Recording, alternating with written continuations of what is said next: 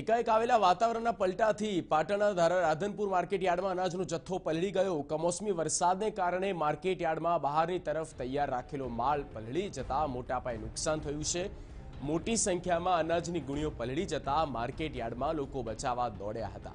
કમોસમી વરસાદને કારણે તેમનો જે તૈયાર પાક હતો ત્યાં પડ્યો હતો માર્કેટિંગ યાર્ડમાં અને પલળી ગયો છે।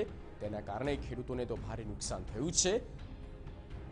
सुनील पटेल संवाददाता फोन पर। सुनील, કેટલું નુકસાન?